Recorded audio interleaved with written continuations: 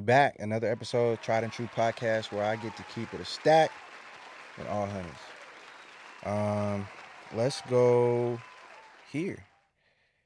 I want to talk about. I'm gonna kind of jump into it pretty quick this time because I want to have a serious conversation about something that I spoke to my therapist about, and we had a conversation about disappointment. We had a conversation about disappointment, like how I be disappointed when I forget to do the intro. Um, Disappointment. The question comes when we're wondering, are people disappointed in me, which informs whether or not we begin to feel disappointed in ourselves. Um, am I disappointed in myself? Am I just reflecting it off of them and back to myself? Notice these are all just questions. These are questions that we're asking that don't have a definitive answer because we're in our mind about it. Can you repeat the questions? The questions are, is everyone really disappointed in me? Am I disappointed in myself? Am I reflecting that disappointment off of them from myself and back to me? And if I put it in a different order, that last one first, am I reflecting it off of myself, off of them, and back to me? Or are they disappointed in me? The answer usually is that because we don't have definitive answers, typically, we are reflecting that question. And when the question bounces back, we take it as an answer.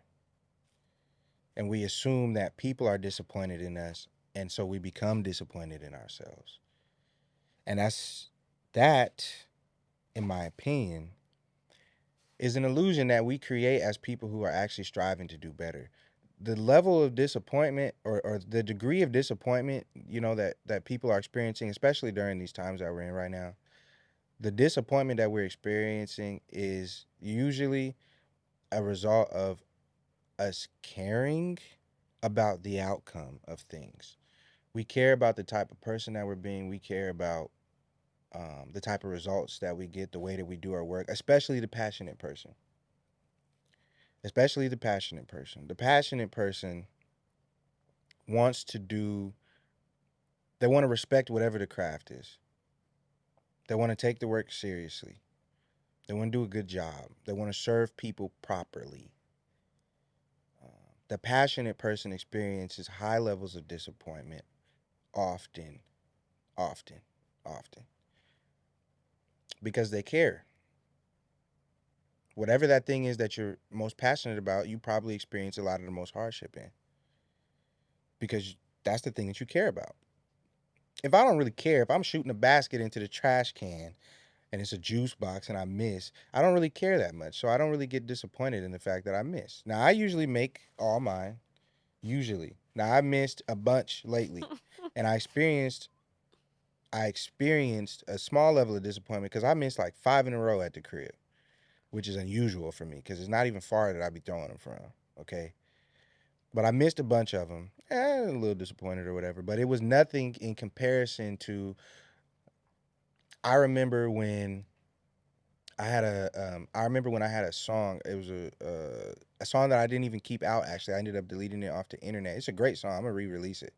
But I dropped the song and I got maybe 30 plays, which I thought was great, because 30 people actually took the time to listen to my song. And I didn't do any promoting. I didn't do no promo. I just put the song out. But considering how many people who I have on social media and all this and that, and I didn't leave it up. I just deleted it.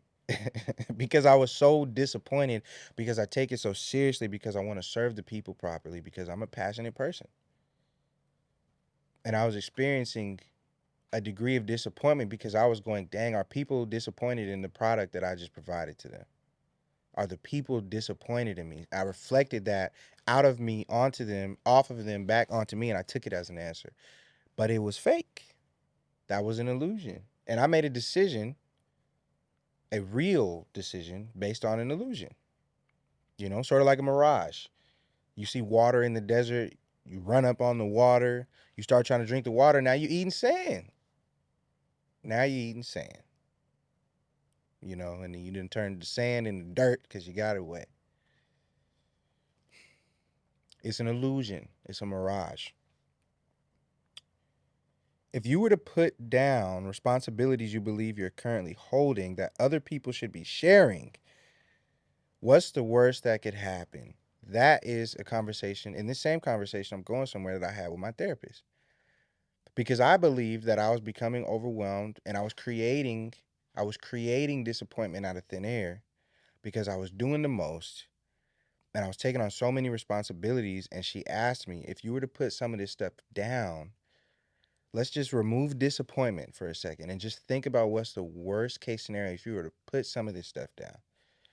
She said, I bet you it's not as bad as you're thinking it probably would be. Let's take a look at this for a second and be practical. I took a look and I was making a lot of it up. A lot of it was imaginary because it was me making assumptions about outcomes, about what people would think about me and what they would attach to me based on things that they never said to me. They never told me that this was real. It was an illusion. And I was experiencing this fake level of disappointment that was causing me to become overwhelmed because I was doing the most trying not to disappoint everybody. But what would really disappoint everybody is if I become out of commission because I was doing too much. They would be disappointed. That would be real. That would be real. But the disappointment that I was experiencing in myself was an illusion. I made that up. You got to remember and remind yourself and tell yourself, if the consequences are all based on people's reactions to you giving the things back or putting it down, then you may have a problem that's internal and you need to do some digging into that. You're not a disappointment. You are not a disappointment. You're a person. You probably have a job. You're an employee. You know, you were born, so you have parents. You're a son or a daughter. Those aren't illusions. That's real. You're not a disappointment. Even if you disappoint a person or if you disappoint yourself during times, that doesn't make you a disappointment in your actual being. You're not a disappointment. You're not a disappointment. And that's something I wrote that down because I needed to hear that. I needed to hear myself say that, you know. So I'm with y'all. You're not a disappointment. On a neurological level, the sensation that your brain starts to process and it becomes this disappointment, this feeling of disappointment, it happens because our expectations weren't met. Our desires weren't met. But you got to let the sensation pass. It's just a sensation. Don't hold on to the sensation. Knowing in advance that people have the tendency to naturally overestimate or underestimate everything, literally every single thing. Knowing that in advance is something that has helped me to process this sensation of disappointment and allow it to pass. We naturally overestimate or underestimate every single thing. It's very rare that we think of something spot on exactly the way that it is. That's super rare. We usually are not going to get that right. We put money on that, you're going to lose it because you're going to over or underestimate. It's natural. You're going to think it's bigger, you're going to think it's smaller, it's going to pop out and be right in the middle.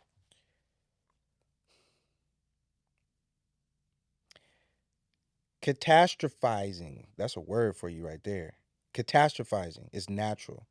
Expecting the worst outcome, even if it's unlikely. I'm a person who struggles deeply with that. Picturing and imagining, and get this is a buzzword for y'all, manifesting. Manifesting the worst case scenarios, even if they're not practical, because we play them over and over and over in our minds and we start to act on that thought and that sensation instead of acting on the fact that everything could potentially go exactly how it's supposed to go. You could get it right. Maybe it wasn't that big of a deal, if you missed the mark. You have another opportunity. You still got breath in your body. You got up again. Good morning. Not focusing on that, but focusing on the worst case scenarios, even if they're highly unlikely. And then you end up manifesting that worst case scenario, catastrophizing. That creates the atmosphere necessary for disappointment to actually thrive in. Disappointment is an illusion. You give it too much power, you lose your mind. Some people call it pessimism. Some people will call it pessimism. They might call you a pessimist. We could actually call it crazy. You're seeing things that aren't there. Crazy is not necessarily the best phrase for it, but it's a word that people resonate with. Some people will call you crazy, Delusional. delusional, crazy or delusional, because you've developed a narrative and you've completely made up the fact that you are a disappointment. You're not a disappointment, it's just a sensation. You need to let it pass and focus on the fact that you're probably making it up. Those are the odds. Maybe you overestimated, how big of a deal it is, and maybe you underestimated your capability in getting it right.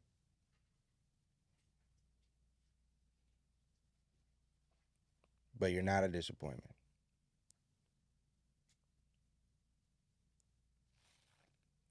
Thoughts?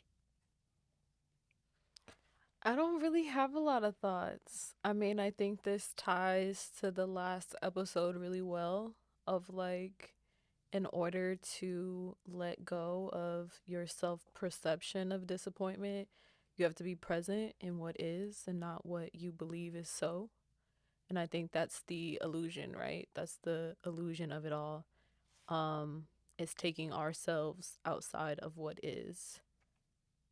And so I like that these two episodes connect to each other. And I appreciate the sentiment a lot. Yeah. Shout out to the people not knowing what two episodes she's talking about. Because they might not actually release in that order, but you'll see. You'll see. Y'all will see. Leon, you got any thoughts before I close this out? I just think about it as like you said, as a concept of what it's like to actually let disappointment rule your life. Um, I've recently been reflecting on some other things that I had happen early in life, and I had to realize like some of the people that might have had their age. I let their age be their determining factor for my judgment at the time. Like, hey, I'm 7, for example, and you're a grown up, so you should know better than to interact with a 7-year old. And my perception of it now is like, well, you're 21. Have I met 21-year olds that don't have it all together? Mm-hmm. Yeah. So now my perception is okay. Hindsight is 2020, which is it's not all that I thought it was. At the time, it seems like a big catastrophe, as you might have said Mm-hmm. earlier. But now I'm looking at like, okay, it doesn't have to stay there. I don't have to live in the past. Each Yeah. day is a choice. You can't let a 7-year old make decisions for you currently. Like right now, I run a business. Yeah. Would I let a 7-year old run my business? So how am I letting them run my life? Mm. Mm. So don't let past Great disappointments point. make your current decision making. That's great. That's great. That that is a phenomenal analogy right there. It's like basically not an analogy. Why are we allowing our past selves, our past trauma, our past ideals to dictate our thought processes and our actions in a lot of cases now, in whatever big age we might be?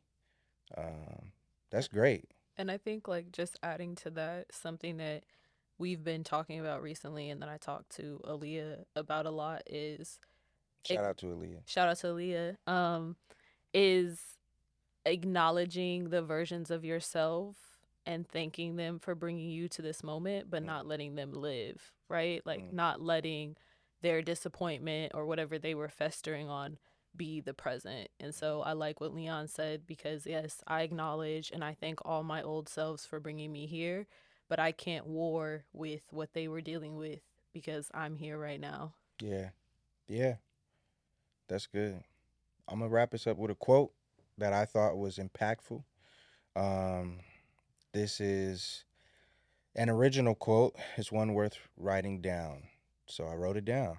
Um, Disappointment is not the end, but the beginning of a new path. One where strength grows, lessons are learned, and hope is reborn. And with that, we're going to wrap up. Another episode of Try to Choose Down in the books. Thank y'all for joining me. Peace. We out.